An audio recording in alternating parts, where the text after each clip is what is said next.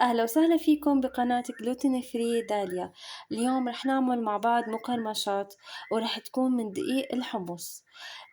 بالبداية رح قلكم إنه أنا ما جبته جاهز للطحين الحمص، طحنته بالبيت بالمطحنة وعملته وصار معي هيك مثل ما انكم شايفين. مثل ما بتعرفوا إنه الحمص كتير مفيد، فيه زنك ونحاس اللي بيفيد المناعة، بيقوي لنا المناعة، ونحن كتير بحاجة لهذا الشيء خاصة لمرضى السيلياك. تابعوني وشوفوا النتيجة.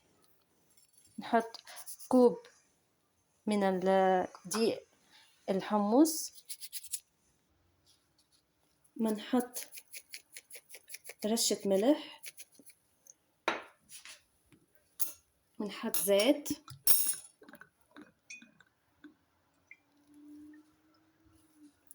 ومنعجن.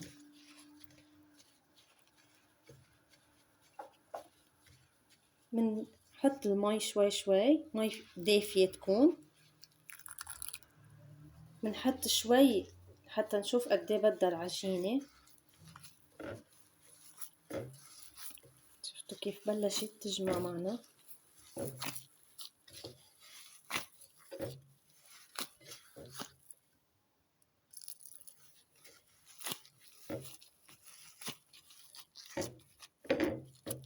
وبهالأثناء قبل ما تجمع مزبوط منحط البهارات. انتوا فيكم تحطوا اللي بدكن اياه، يعني اي نكهة انتوا بتحبوها بتفضلوها. انا نقيت الزعتر المجفف، عنا كمان حبة البركة، كمون، وفلافلة.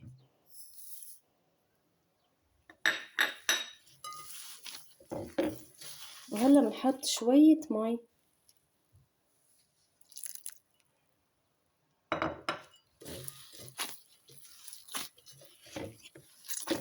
كيف بلشت تعمل معنا عجينة.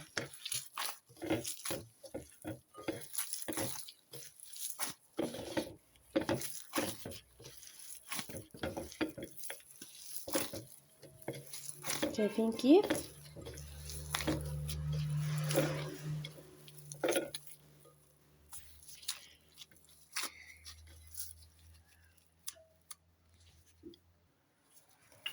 وهلا بنمدها كتير منيح.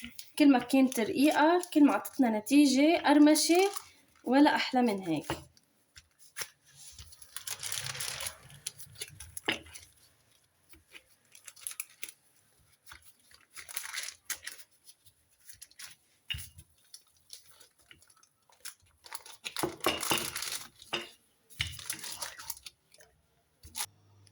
وهيدي مدينا العجينة. هي مثل ما انكم شايفين ما بيأثر إذا تشققت شوي، ما هي أصلا رح تكون مقرمشة.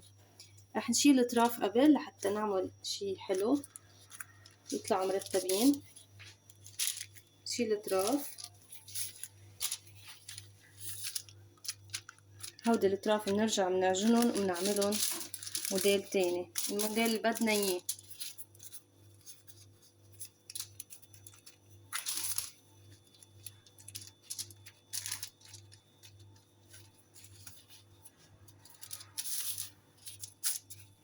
وهلا بنقطع.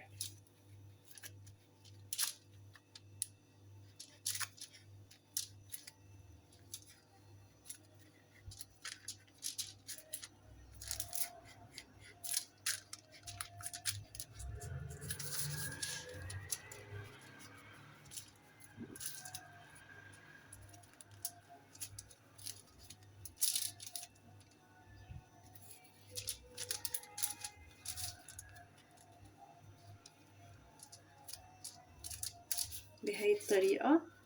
انتو كيف ما بدكن فيكن تعملوا وتقطعوها. هلا اللي زادوا كمان عجينة نعمل فيها موديلات تانية.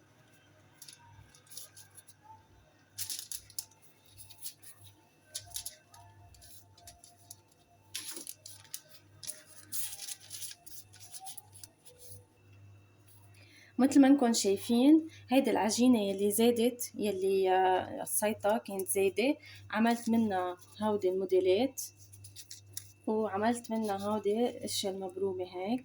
ورح فرجيكم كيف نبرم العجينة. وحيا الله أي شي عندكن إياه تستعينوا فيه.